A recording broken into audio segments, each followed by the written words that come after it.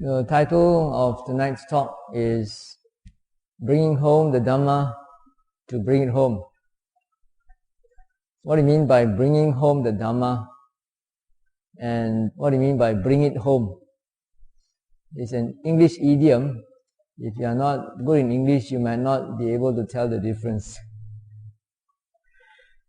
When you bring home a point, it means to say that you try to make a point clear and understandable. So bringing home the Dhamma means to make the Dhamma clear and understandable so that you can bring it home and put it into practice. So that is the purpose of today's talk. What do you mean by the Dhamma? I think many of you are familiar with Pali chanting. When you do your puja, you always say, Swakhato Bhagavata Dhammo Sanditthiko Vakaliko Ehi Pasiko Opanayiko Vachatam Meriravo Vinyuhi. So these 6 items are supposed to be the qualities of the Dhamma. The first one is Swakhato, which means well expounded is the Dhamma. The other 5, Sanditthiko means to be seen by oneself.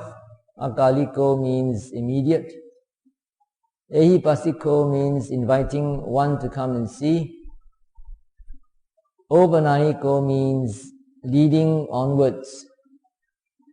And finally, Vedidabbo Vinyuhi means to be known by the wise. There are actually 2 main groups. The first group is Swakhato, and the second group comprises the 5 points, starting with to be seen by oneself and ending with to be known by the wise. And these are 2 quite different aspects of the Dhamma. The first one is very complicated because it covers a very wide range of topics. The first attribute of the Dhamma is Swakhato, well expounded is the Dhamma. This aspect of the Dhamma may not be that easy to experience for yourself.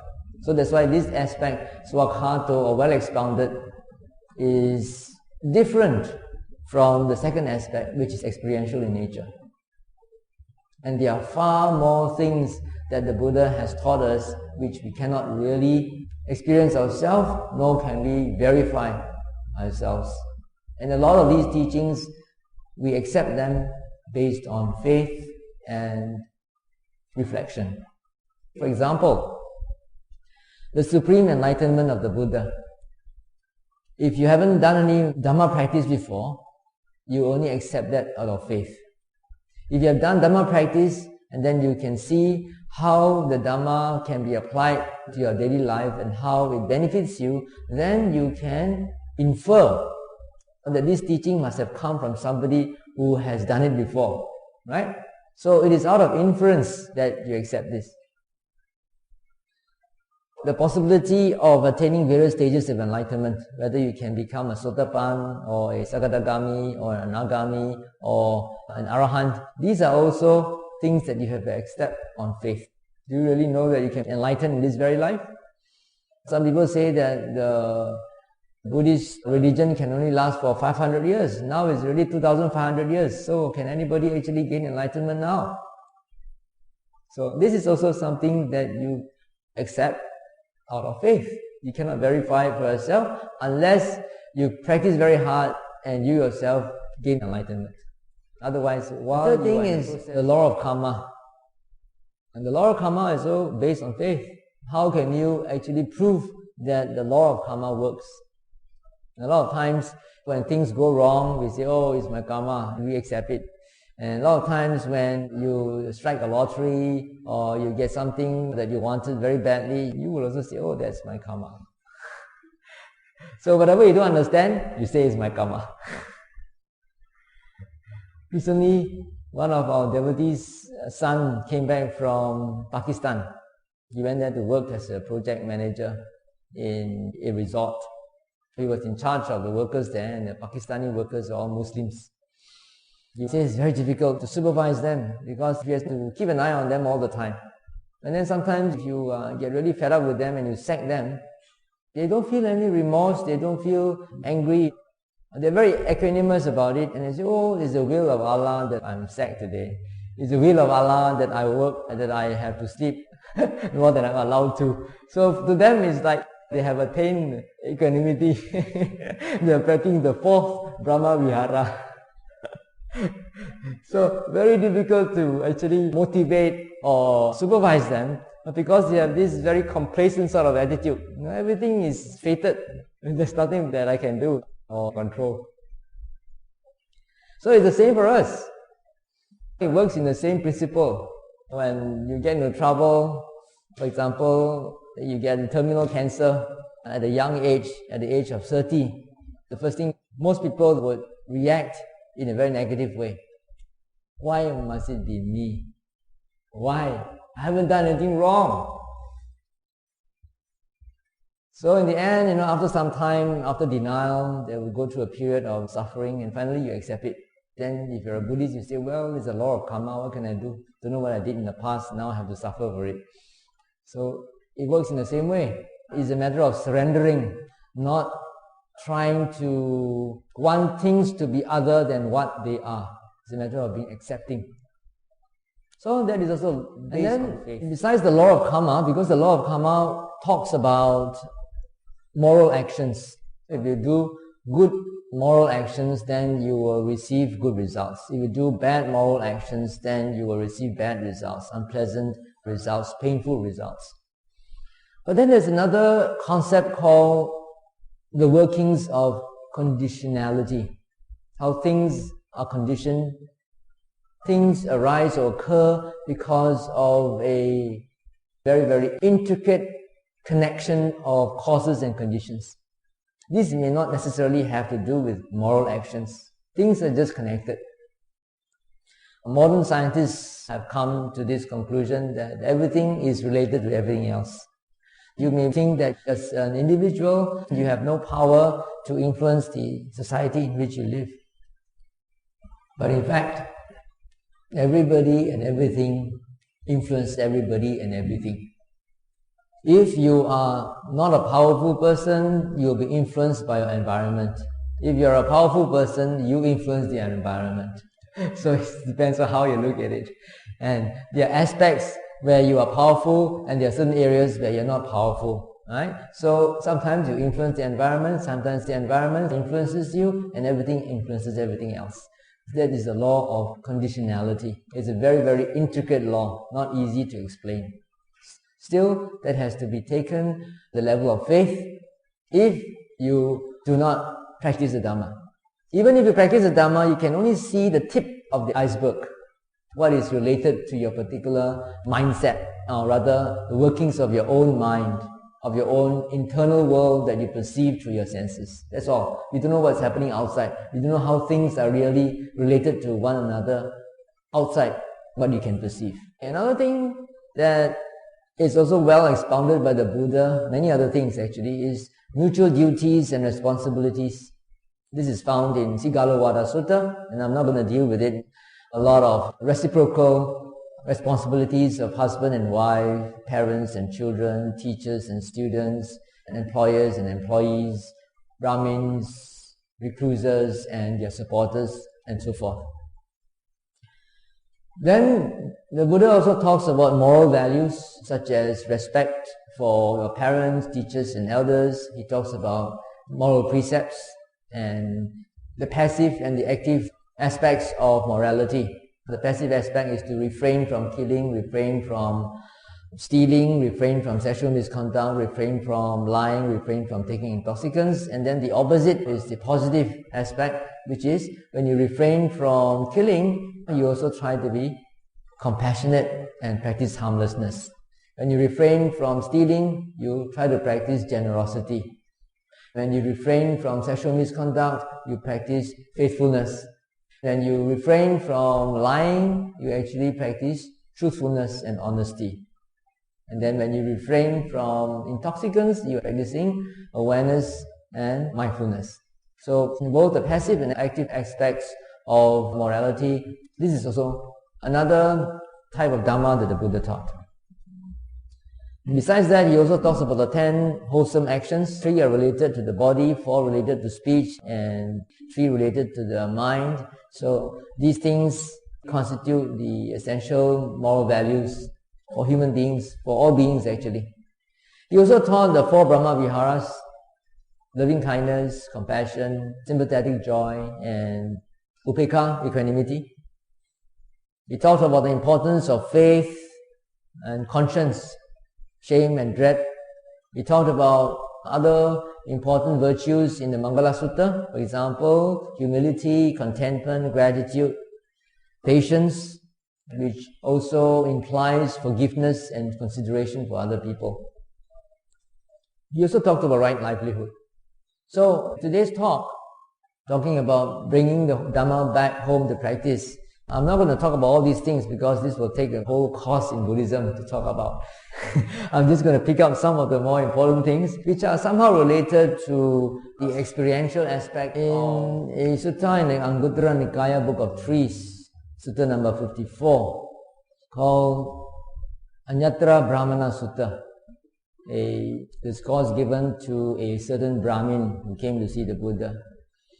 This Brahmin approached the Buddha and asked, Bhante, it is said that the Dhamma is to be seen by oneself, is immediate, inviting one to come and see, leading onwards to be known by the wise.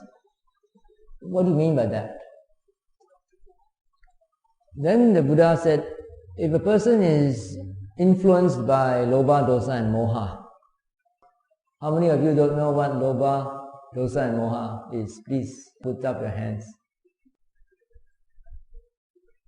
Okay, quite a lot of you don't know. Lobha is usually translated as greed. Dosa is usually translated as hatred or anger, hatred mostly. And moha is translated as delusion. What do you understand by the word greed? If you look up greed in the English language dictionary, you will probably see a definition something like this: desiring or wanting something more than what you deserve. So, by this definition, if you desire something which you deserve, it's not greed. However, the Pali word greed covers a very wide range of desires.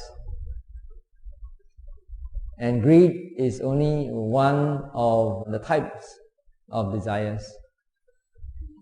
So the Pali word lobha covers a very subtle form of desire which we call liking, to a very more extreme sort of desire which we call lust and obsession. So when we use the word lobha, it's easier to refer to this whole range of desires, ranging from a very subtle form of liking, like you like a cup of coffee in preference to a cup of tea, for example, or you like a particular movie compared to another. And then on the other end of the spectrum is lust, having lust for another person, sexual lust, very extreme form of desire, or a very obsessive desire for something that you want very badly. So greed is somewhere in the middle. So when I use the word lobha, I refer to this whole range of desires. So I'm going to use lobha throughout, so I don't have to talk about liking ranging to lust and so forth. The second word, dosa, usually translated as hatred or hate, is also not a very accurate translation, because dosa also refers to a whole range of feelings, ranging from a subtle dislike for something to a very intense form of anger or rage or hatred. So the word hatred is also not really very suitable. So I'm going to use the word dosa. Actually, dosa is simpler than lobha to experience, because whenever you have any unpleasant feelings in your mind, displeasure, sadness, disappointment, frustration, depression, anything that is unpleasant, any unpleasant emotional state or mental state that you have, you can be sure that dosa is present. Then finally, we have the word moha. Moha is translated as delusion. Maybe the word delusion is not bad to use, but it must be a special sort of delusion that is applied in a Buddhist sense. One can be deluded by many things in this world. To give you an example, you may also be deluded by advertisements. Advertisements tell you, oh, if you take this product, you'll get this and you'll get that, you'll have prestige, you'll have this and that. And then when you go buy this product and use it, it may not necessarily be true. You're actually deluded into buying the product. And advertisements do a lot of good service to those people who are selling their products. These companies actually invest billions of dollars in advertisements because they know that people are very easily influenced by what they see and what they hear, consciously or unconsciously. So that is also another sort of delusion. You are deluded into thinking what is true when it is not so. However, moha is used in a particular Buddhist sense, in the sense that you are deluded by the true nature of reality. From the Buddhist perspective, the true nature of reality is actually anicca, dukkha, anatta. Everything is impermanent, everything is suffering, everything that can be sensed to the senses is not self, suffering, impermanent. Also, from the ultimate point of view, everything is not beautiful. But many of us, I think most of us, are deluded into thinking that we are handsome and we are beautiful when we look into the mirror, right? So that sort of delusion is reserved for the word moha. Moha refers to an ultimate sort of delusion, not that delusion in the worldly sense. So let's get back to this sutta. To recap, this Brahmin came to ask the Buddha, what do you mean by the Dhamma being seen here and now, immediate, seen by oneself, inviting one to come and see, leading onwards, to be known by the wise? When a person's mind is influenced by lobha, dosa and moha, then he cannot see the true nature of reality, and he doesn't understand real benefit and welfare. Because of that, thinking that he is doing something for the benefit and welfare of himself and others, he actually does the opposite. He is doing something for the harm of oneself and others. And that leads also to unwholesome actions. Unwholesome actions actually are defined by the Buddha as any action, bodily, verbally or mentally, that is motivated by lobha, dosa and moha. In the Anguttara Nikaya book of 6, sutta number 47, it's called the Patama Sandittika Sutta. There, a wanderer by the name of Molliya Sivaka approached the Buddha and asked the same question. Master Gautama, people say that the Dhamma is to be seen by oneself, is immediate, inviting one to come and see, leading onwards, to be known by the wise. What does one mean when one says that? Then the Buddha asked him, let me ask you in return. When lobha arises in you, do you know that it arises in you? And he said, yes. When it's absent, do you know that? Yes. And then he asked for dosa and moha as well. And dosa and moha are present within you. Are you aware of it? And he said, yes. And when they are absent, are you aware of it? And he says, yes. Then the Buddha said, yeah. So in that way, the Dhamma is also immediate, to be seen by oneself, inviting one to come and see, leading onwards, to be known by the wise.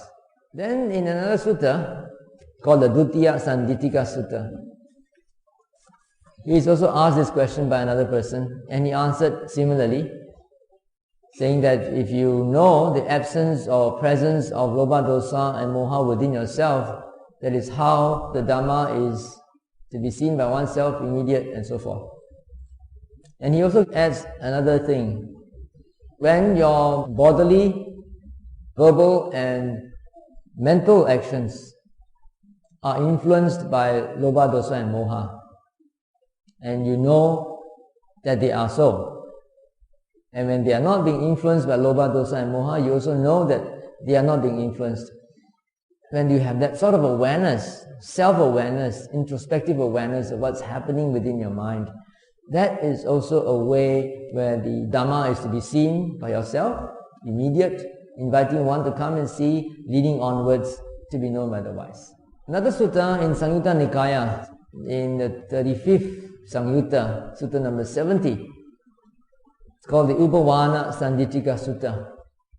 Venerable Upawana, a bhikkhu, a monk, approached the Buddha and asked him the same question. And this time the Buddha answered the question from another aspect.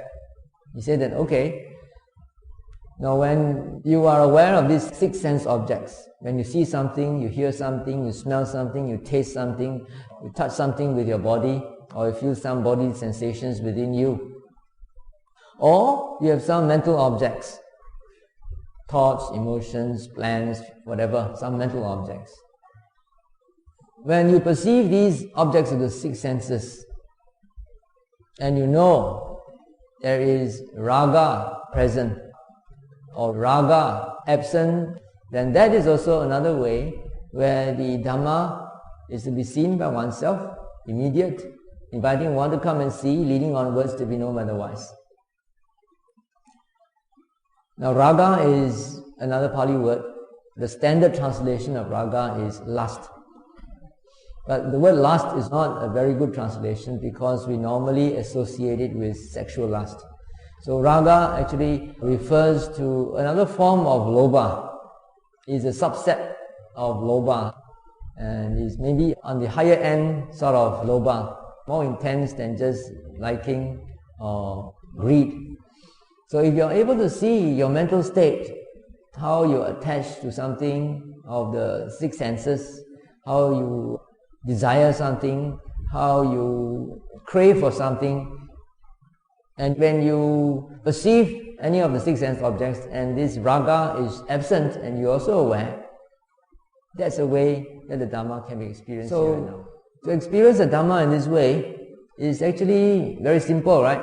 I think most people will be able to do it, but whether or not you remember to do it at the right time is another question. When you get angry with somebody, before you can be aware of the anger and let it go, you might let the anger overcome you and then you say something or you do something which will be harmful to yourself and to other people.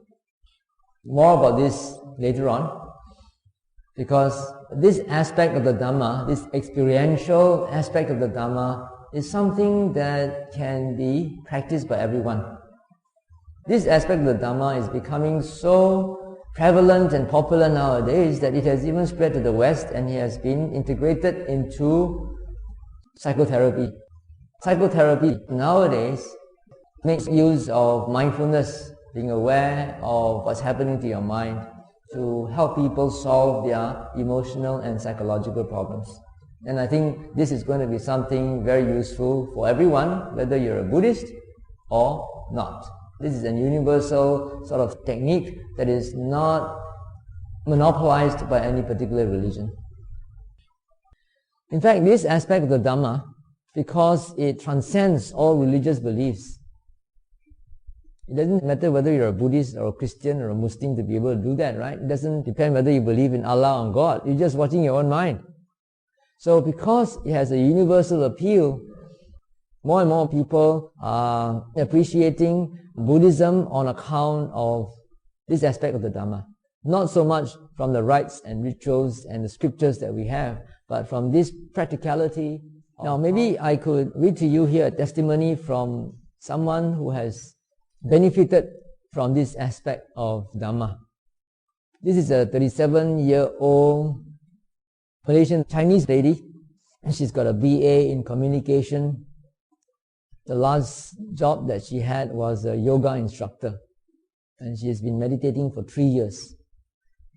Why did she start meditating?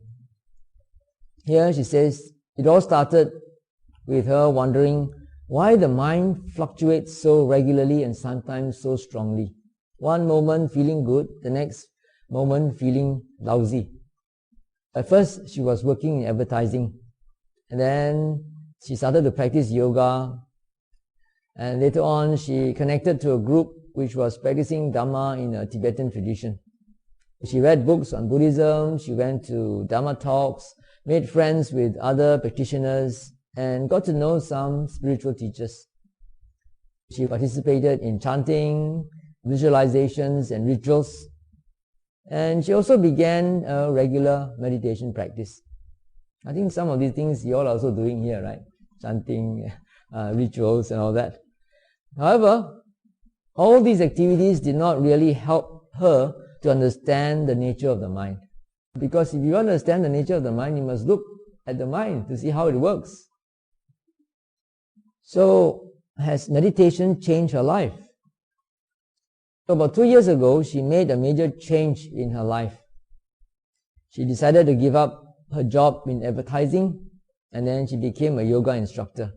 Before she became a yoga instructor, she went to India to undergo a year-long training. And she says that yoga is a mindfulness practice in itself. In yoga also, they did regular meditation practices, but the yoga meditation practices are a bit different from our Buddhist mindfulness practice of watching the mind. Later on, she came back to Malaysia. A friend told her about Vipassana meditation. So she decided to try it, and she went on a weekend course, just a weekend workshop only. And it felt like coming home. And she said, oh, this was it. This is the method that would help me to better understand my own true nature. So then, on the recommendation of that weekend workshop facilitator, she went to Burma to a particular center where they taught how to watch your mind, to understand the nature of your mind. In that center, the emphasis is on observing the mind rather than focusing on body and feelings, like many other methods too. She says that this method of watching the mind is very practical and sensible. You do not just sit on the cushion to practice. You practice anytime and everywhere. And it helps you to effectively guard your body, speech and mind. You become aware of everything you do, say and think. It helps you to better understand what is going on by quietly investigating, asking yourself every now and then, why do I say what I said? Why do I do what I did? Why do I feel this way? What is my intention? Why do I behave this way? In other words, every now and then you are actually practicing introspection, asking yourself, what's the mind doing? What is my mental state like? What are my intentions? Simply by continuously observing all my actions and thoughts, I understand myself better and behave more wisely. Calm observation of what is going on creates a space to reflect and to make sensible decisions. It helps me to understand the nature of my mind better and better. All this makes me more and more sensitive to all my feelings and intentions. If you have a lot of decisions to make and you have a lot of stress in your life, this is the best thing for you to do. Not something to sit on a cushion with your eye closed, but to carry with you throughout the whole day in your waking state. Asking your mind, what is it doing? And trying to understand how it works. She continues, observing the mind intelligently is a self-cleansing process in more than one way. When, for example, aversion arises and I calmly look at it, the aversion not only will disappear or at least diminish, but I will also understand that the problem is not the aversion, but the self, the so-called self. In other words, the problem is the I that identified with whatever was happening and therefore actually gave rise to the aversion. The feeling of aversion, of dislike or hate is one thing, and the mind identifying with their thought, saying that that thought is me, is I or mine, is another thing. So there are actually two things happening. If you identify with the thought, with the aversion, then it makes matters worse. That's what she's trying to say. Understanding this helps me to let go, and this gives me a feeling of lightness and delight. It makes me realize that it is plain silly to identify and hold on to any emotions of anger or greed. Any manifestations of greed or anger simply occur because of conditions. And you begin to see cause and effect. Why is it that certain states of mind arise? It's not because you deliberately want them to arise, but they arose because of causes and conditions. And once you realize that, it's very freeing and very liberating. Continuous awareness throughout the day makes the mind calm, stable, and alert. This gives me a sense of freedom. I am no longer the slave of emotions, and I have, at least to some extent, the feeling of being in control. This doesn't mean that I am actively controlling things, but rather, by making the constant effort to remind myself to be aware, I create a space in which the mind can make wise decisions. So if you want to make wise decisions, make sure that you are not influenced or prejudiced by your emotions. And in order to put your emotions under control, then you must watch your mind. Catch them or nip it at the bud, so to speak. Catch the emotions before they overcome you and influence your speech and actions. All this, of course, can only happen if I really accept things as they are. That is, if I'm absolutely honest with myself, accept my shortcomings and mistakes, and if I'm willing to learn from them. Every moment is a new moment, and we can learn from every new experience. I realize that I need to be interested in what is happening right here and now in order to continue to understand and learn. I'm convinced that this is the best way forward for me to improve the quality of the mind, to make it healthier and saner.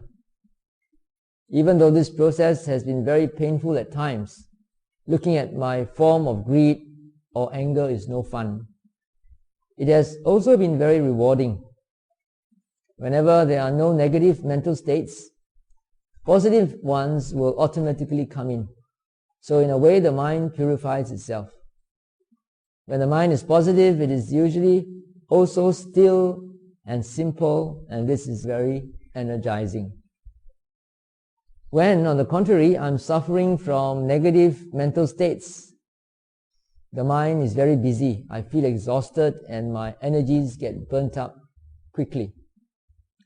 Mindfulness meditation has helped me to much better understand the mind. Observing the mind moment to moment and accepting whatever is happening eventually makes it peaceful and calm. When the mind no longer occupies itself with incessant and useless thoughts, it becomes very still and content. Perhaps the most amazing discovery so far for me is a quiet happiness in this contentment, a happiness that lasts, that is much deeper than the kind of happiness you can get from indulging in any kind of sensual pleasures.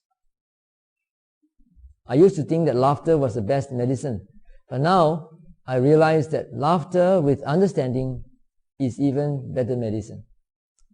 So that's a testimony of one Malaysian lady. And this is seeing the Dhamma.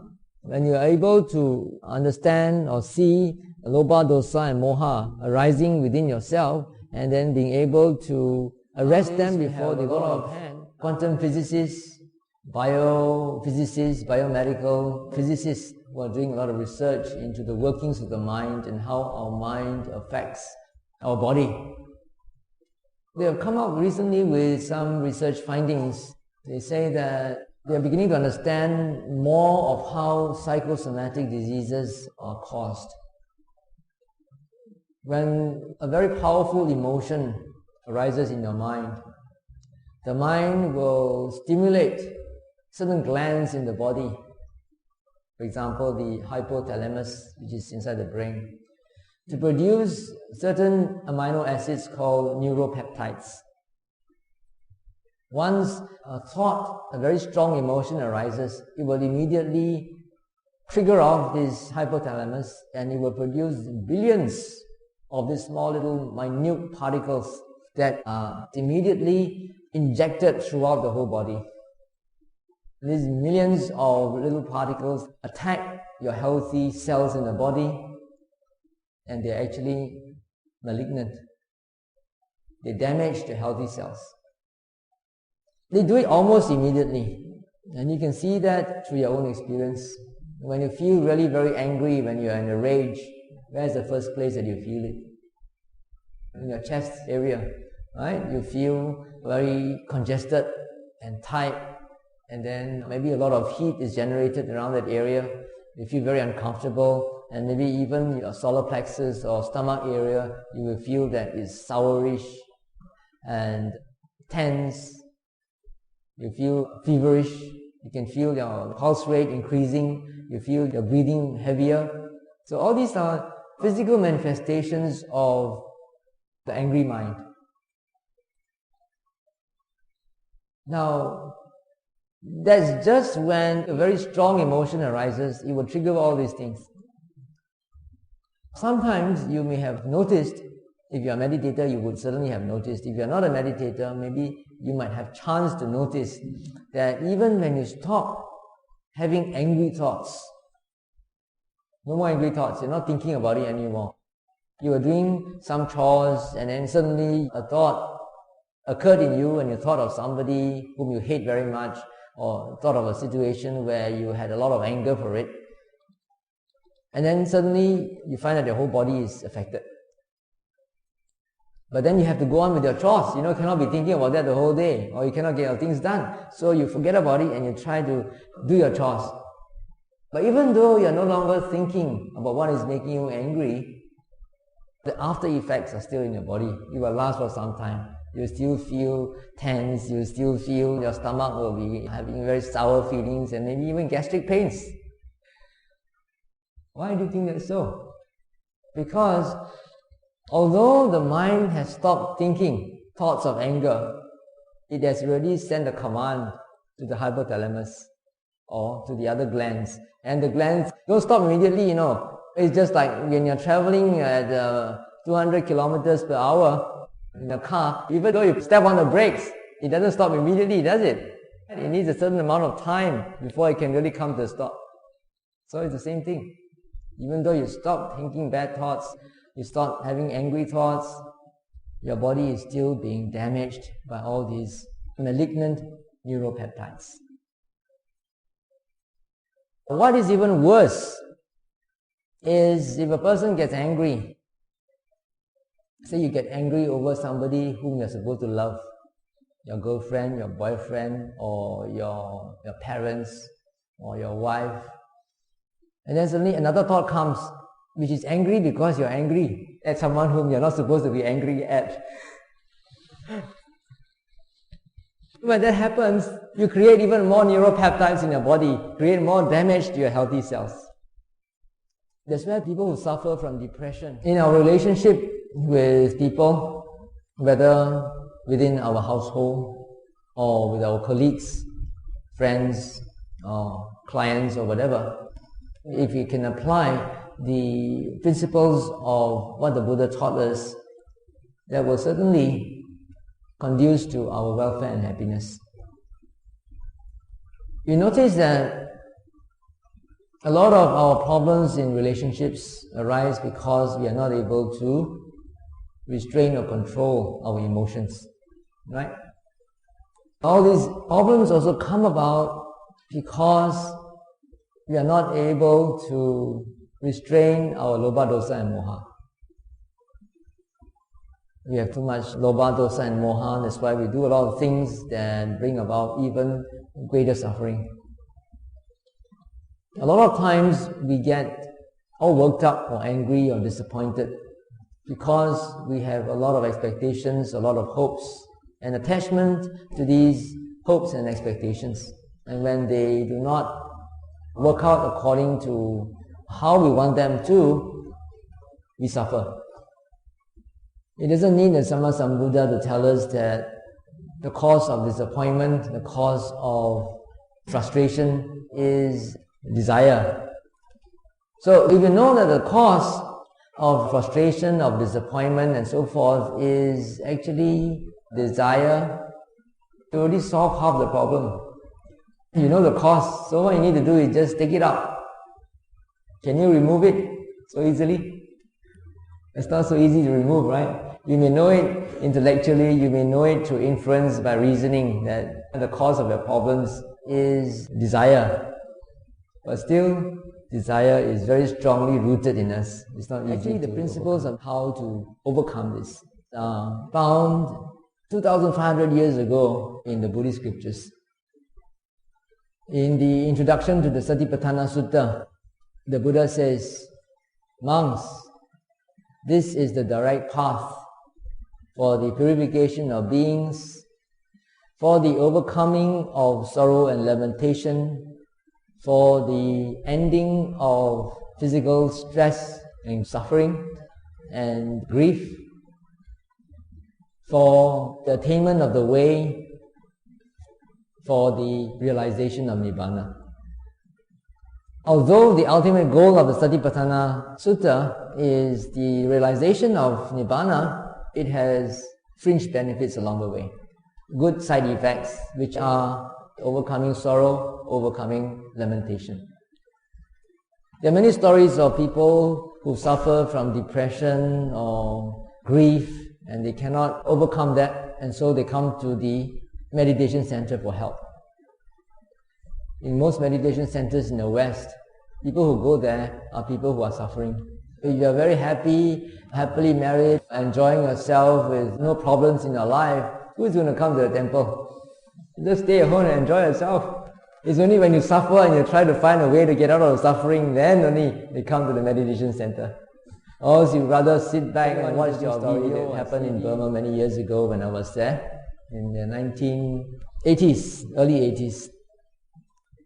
Now this is the story of a Burmese man in his 40s, married but without any children. He was what we can call a samadhi medium. Here in Malaysia we got a lot of mediums, right? They go there and then they sort of lose consciousness, and then the spirit will go inside them and they go into a trance and they don't know anything. When they come out, they are blank. But in Burma, we have a special sort of medium that's called a samadhi medium, and when they contact or communicate with the devas, they are fully aware. They are not in a trance. So he was a samadhi medium. And so being a samadhi medium means that you must have a certain sort of concentration to be able to assess the devas who are helping you. But these are Buddhist devas. In order to be able to communicate with them, you've got to go through a certain sort of training, certain sort of rituals. You have to observe 8 precepts on certain days, and you've got to make offerings of bananas, coconut and things like that to the deva. And you also must have a code of ethics. When people come to you for consultation, there are certain things that you're not allowed to do. Anyway, he was quite a successful samadhi medium. His main form of concentration was telling beads. He would take a rosary and then he would recite the virtues of the Buddha. Itipiso bhagavarahang sammasambuddho, etc. You do that many thousands of times, many rounds. And then when his mind becomes concentrated, he will be able to communicate with the deva. And then if a client comes for consultation, they will say, "Oh, something happened, I lost a very important document, don't know what happened to it, couldn't find it, don't know who stole it." He would just sit down there and ask the deva. The deva would just project a picture in his mind, just like in a cinema, just watching the screen behind you. You can see very clearly with his mind's eye where that document is. And then he would tell that client, "Okay, no problem. Someone stole it and hid it in such a place. You go get it." Now what happened was, He was just a samadhi medium. He did not practice vipassana at that time. Then one day, the Deva gave him a vision of his wife dying in a motor accident. And he could see exactly where the place was. And he could know exactly what day, what date, and what time. He could see that. But what could he do? So he went back home and he warned his wife about it, and he said, okay, on such a day, you don't go there, you don't go here, you don't leave the house, you don't do this, you don't do that. But it's karma. If something is fated, you cannot stop it. So somehow or other, despite all these warnings, she went there when she shouldn't be there, and she died where she was supposed to die, in a motor accident. He was devastated. After that, he lost all his powers. He couldn't go into samadhi anymore because he was so full of grief. And they operated as a team, both of them. The wife would act like a receptionist to receive the clients, entertain them while he would have his consultation. He had no children. So he was devastated, couldn't get back his power, lost his livelihood. So last resort, he came to the meditation center and he practiced Satipatthana meditation. He was told by his teacher, Sayadaw Pandita, okay, don't worry, just note. Whenever any feelings of sorrow or grief arise in you, just note, and then let it go, come back to your rising and falling, come back to your body. Actually, there's a very, very simple technique. Come back to your body. Stop thinking. Why do you have fear? For example, you go into a dark room and then suddenly you hear a sound in the corner and then you start to think, could that be a ghost? Could that be a thief? Could that be a rapist? All these sort of things, they are occurring in your mind. These are the things that are making you fearful. You are creating your own fear. Actually, if you hear a sound and you just acknowledge that it is a sound and you don't go and think about what the sound could be, you wouldn't have any fear, would you? So it's the same. All our worries and all our frustrations all come about because of thinking. And not only that, also because we associate our thoughts and emotions with I, with the ego. So that is the crux of the problem. Not knowing how to let go of your thoughts and not knowing how to free yourself from slavery to what your thoughts and emotions are demanding.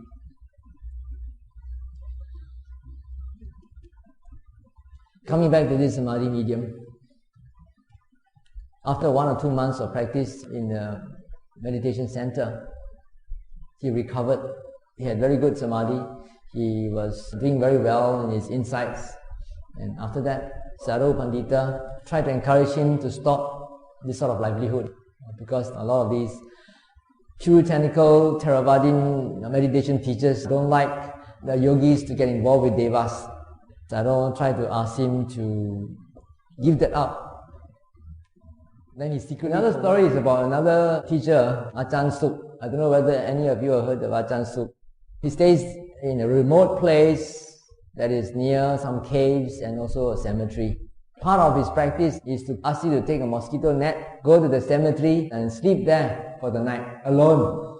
Even if you are a lady, sleep on the tombstone. It's not a Chinese cemetery, it's a Thai cemetery. It's like in a forest, and then you have this thing sticking out, and then you just spread your plastic sheet, put your mosquito net, and go and sleep there for the night. How to sleep? You cannot sleep. So the first few nights, the person will be going there and doing all the chanting that you can remember until you are so tired that you fall asleep. Then you learn to watch your fear. No choice. You got to watch your fear. Where does fear come from? How to overcome fear? That's a very practical lesson. When I was a young Samanera in 1978, I went with Venerable Sujivo to stay in the outskirts, outside the Thai village where we spent our Vasa. After we finished our Vasa, then he left for another village which was some miles away, and he stayed in the Thai cemetery alone. And then I went to stay in another place off the village where we were staying. It's also near another village, but not in the village. It's actually in the jungle. And they built me a little hut by a river, and the place was full of snakes and monkeys. Anyway, there also I had to deal with fear. Staying there alone at night, and then suddenly I will see lights. Thoughts will come already. What are those lights? Will they come after me or not? All these thoughts will come. And then you got no choice. I cannot run away. I'm already there. So I have to watch my own fear and see how the fear is created. Actually, it's created by your own mind. If you don't think about those lights, you have no fear. Why do you fear? Because you fear harm, you fear something is coming to get you, or things like that. But if you don't think at all, you're just aware of thoughts and emotions. They come, just another thought, let it go, come back to your body. Another thought comes, let it go, come back to your body. There's no chance for the thoughts to create any more fear. So that is the principle. And that is the most useful thing for people of any religion nowadays when they want to know how to deal with stress. A lot of stress is also due to thoughts. How do you get stressed? Because you have a deadline to fulfill. You have to meet the deadline. Then you cannot meet the deadline. And then you start to think, oh, what will my boss say? What if, and all these thoughts will come and invade you, and that's where the stress comes about. If you don't have these thoughts, you say, never mind, I just do. If we can finish it, good. If we cannot finish it, what to do? Any amount of worry also will not be able. I hope that I have brought home the Dhamma to you. And now it's your turn to bring it home so that you can practice it. So we have, on the one hand, the Dhamma that is well expounded, which is actually a total set, which includes the Dhamma that is to be experienced here and now. Recently I was introduced to one mindfulness psychotherapy based in the West. It's called ACT, Acceptance Commitment Therapy. In fact, one of the therapists there, cognitive behavioral therapist working in one of the national health hospitals in UK, is planning to visit SBS after Chinese New Year to come to see whether the sort of mindfulness that they are doing there is correct or not, and whether they can learn more from our Buddhist practice. So I'm going to share with you some of the principles that are involved in this therapy. It has 6 principles, and I have renamed them because they are a bit technical in nature and you will not be able to understand the terminology.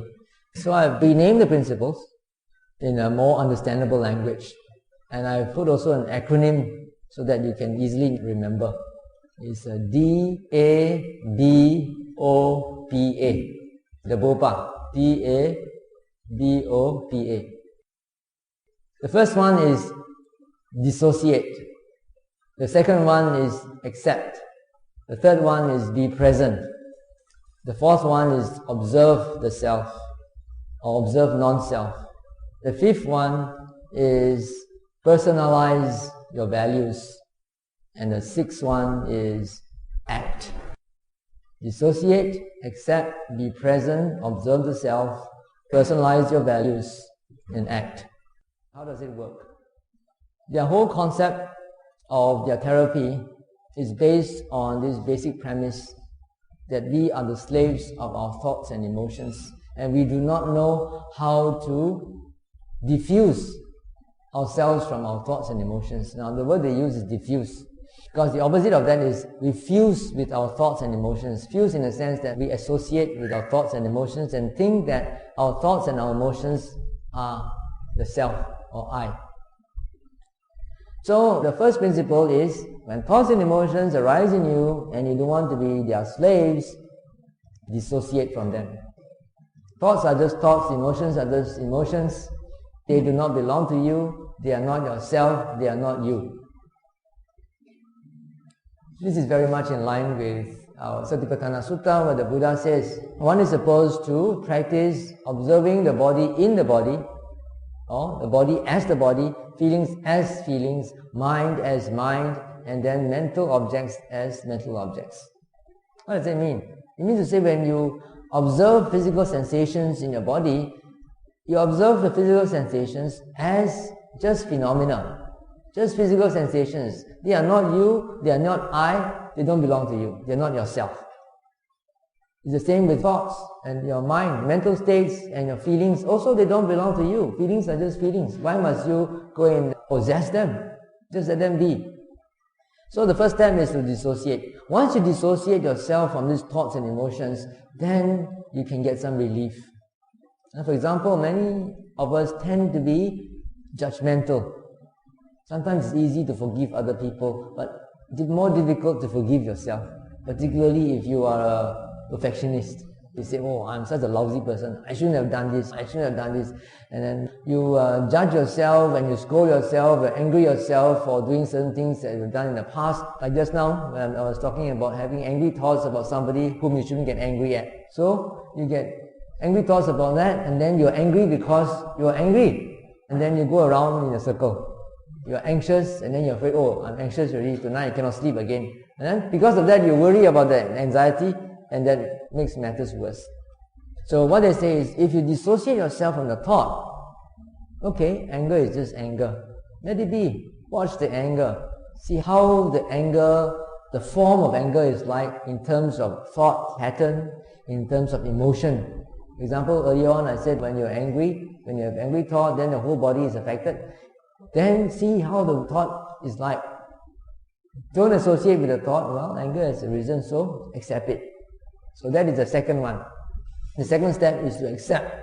The first one is to dissociate yourself from the thought, from the anger, from the pain. The second step is to accept it for what it is. Doesn't matter. Don't try to change it. Don't try to push it away. If it is a lustful thought, also don't try to push it away, nor try to indulge in it. Just step back, watch it, let it be. But it's not so easy because the mind always needs to have an object.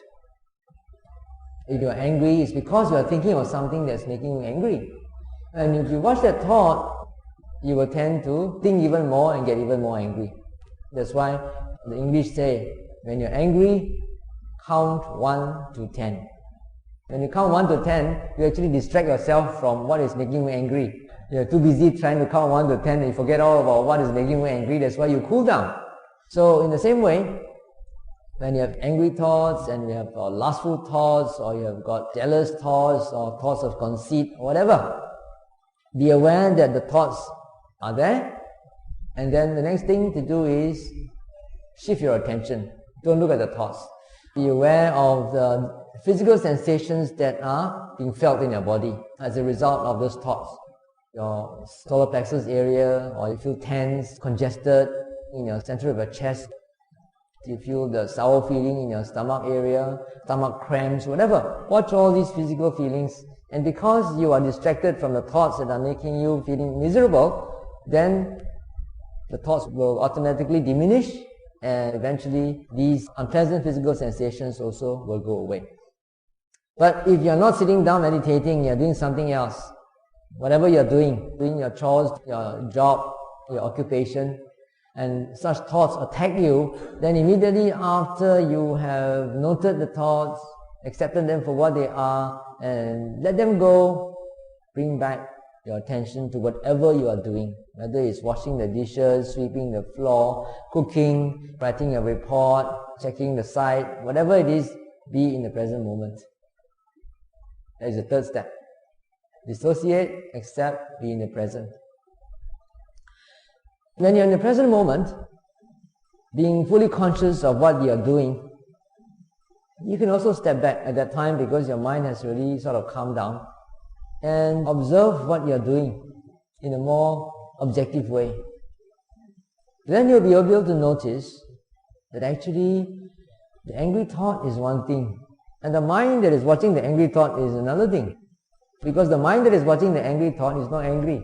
Or the mind that is watching the lustful thought is not lustful. As you watch this more and more, then you begin to see the conditionality of things.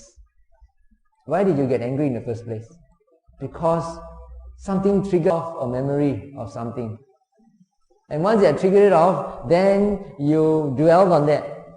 And then you aggravated it by thinking more about things of the past. Why not? That's why you get angry. Why do you get lustful thoughts? Because you saw an object that aroused lust in you. So you know. So don't keep on looking at the object. Do something else. Distract your attention from it. Then you see the cause and effect of things. And even see that this mind that is watching the unpleasant thoughts and emotions and all that is quite an impartial, objective mind. It is not something that is influenced by all these things. But you see that this mind is also conditioned into existence. Why did this mind come to observe it? Not because I heard Bhante say I must watch, so that's why it comes out. So there is some condition behind it. There is a condition to everything. Every mental state has a cause and condition behind it. As Ajahn Brahm says, there's no such thing as free will. You're not free. Everything is conditioned. Whatever thing that you do, whatever response that you have is all conditioned by the past and the present. Observe the self, you will see that it's all non-self. There is no one there, no one at home. So when you see that there's no one at home, then your ego can break and dissolve. I think for many of us, it is because we cling too much to our ego, to our image of ourselves, that brings us a lot of suffering. You expect people to behave in a certain way towards you, and if they don't, then you feel hurt. It's because of our ego. So when you're able to see the mind working in this way, that everything is impermanent, arising and passing away, everything is due to cause and effect, there's actually no permanent, unchanging self. Even the so-called self-image that we created is changing all the time. So when you understand that more and more, you can see deeper and deeper, then you can live a more contented life, a life with less attachments, less desires, and therefore more contentment. What is the next step after that? After observe the self, personalize your values. These first 4 steps are very applicable to a retreat situation. But if you are in the world, busily engaged in your daily occupations, you can't afford to just step back and watch things arise and pass away, can you? You must do something, right? So you must also personalize your values. Earlier on I talked about values. Remember, the Buddha was talking about moral values. And this is the aspect of the Dhamma that is well expounded. Moral values like respect for parents, teachers, elders, observing the 5 precepts in its active and passive forms, then the 10 wholesome actions, the 4 Brahma Viharas, things like patience, forgiveness, gratitude, consideration. All these are values. You must personalize your values and then pick them up and see which are the ones that you want to develop. What sort of person do you want to be? You want to be a good Buddhist. You want to try to be ethical in your dealings, not just looking for wealth unscrupulously, but looking for wealth in a righteous way, in an ethical way. So these will be your defining parameters. Whatever you do, you have to go through this screen. Does it satisfy the criteria or not? Does it break the 5 precepts? Is it according to the Buddha's concept of right livelihood? Right livelihood means occupation you're doing which is not harmful to yourself and to others, which is peaceful, and which does not break the 5 precepts. So you have to personalize your values, and that's where an understanding of the Buddha's Dhamma is very important. You have to read up. If you don't have time to read out, nowadays there are so many audio CDs available. Take the CDs and put in your car, and when you are caught in a traffic jam, put it on. When you're traveling to work, put on the CD, play it and listen. And then as you listen, try to remember all these and try to internalize all these values into yourself. So after personalizing your values, now you have a frame of reference from where you want to act. Then you have to act according to your frame of reference, according to your own personal values. All the actions will be based on this frame of reference. Right from the beginning of step 1, when you dissociate yourself from your thoughts and emotions and you begin to see things in an objective way. You are no longer influenced, like what the Buddha said, if you are not influenced by lobha, dosa and moha, then you can see things according to reality, you can understand. Most mental illness that is suffered by human beings, are they mostly created by medical reasons, or is there other reasons behind it, according to Lord Buddha's teaching? I was asking one foreign monk staying with us in SPS at the moment, what's the difference between psychology and psychiatry? And he tells me that psychology is more on the non-physiological mental problems of people that are sort of related to the ego and the way they perceive themselves. Whereas psychiatry is more related to the physiological aspect of mental illnesses or mental disorders. There are good reason to believe that the mental problems arise because of physiological disorders. Maybe the brain doesn't function well enough, there's a deformity somewhere, or there's a dysfunction of certain glands or certain organs in the body that doesn't produce enough hormones of a certain type. That's why it makes the brain go haywire and the mind becomes deranged. Now, psychotherapists actually deal more with the psychological aspects of people's problems. And a lot of people may be normal in the sense of physiology. The physiology of their nervous system is okay, normal, but still they have all these psychological problems because of how they perceive their self. So this is more due to something mental and not so much physiological. And there are cases of people, like for example, people who suffer from schizophrenia. Many medical specialists say that most cases of schizophrenia come about because of physiological problems that lead to mental disorder. So these have to be controlled by drugs.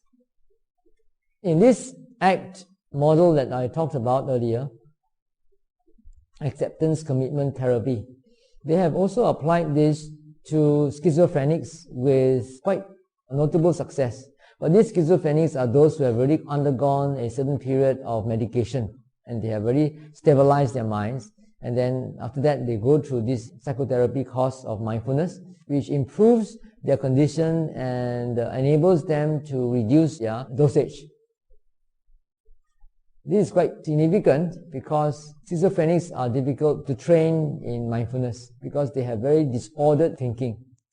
So these are the two main reasons. One is due to physiological disorder leading to mental disorder, and some are purely mental disorder due to a dysfunction in their perception of their self.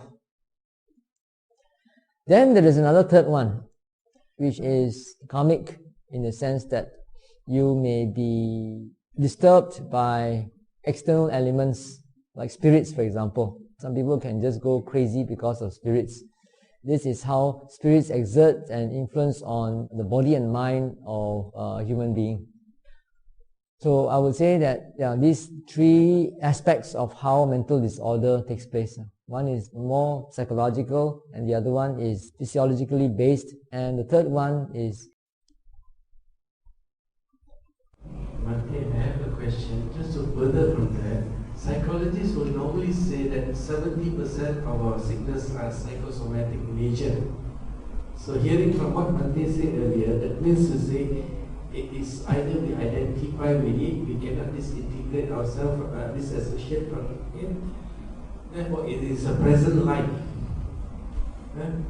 Yes. Can we safely say that with these two, say most of the diseases that is psychosomatic in nature, it is due to present life karma, and the rest may be organic in nature was due to previous life karma? Well, if you define it as psychosomatic, then you say that it's due to the mind, right? So it's got to be present life karma. But I would like to look at it in a more holistic way. For example, cancer. Nowadays people are still researching into what is the actual cause of cancer. They haven't come up with a definite answer yet, because there are so many variables. It could be psychosomatic, as you say, some psychological stress. It could be due to physical stress. It could be due to taking junk food. It could be due to the environment that you stay in. If you stay under a high tension cable, you will be very highly prone to cancer. That's something physical and environmental. Or you could be staying next to a transmission tower, no wires. It's a telco or a Cellcom transmission tower, or with your transmission apparatus on your roof. Right? So that also can be one of the major factors or variables in the cause of cancer. So there are so many factors involved. They are all present also, It's not past. But on the other hand, you could say that it's past. How? It's because of past karma that you were put inside the situation that you had to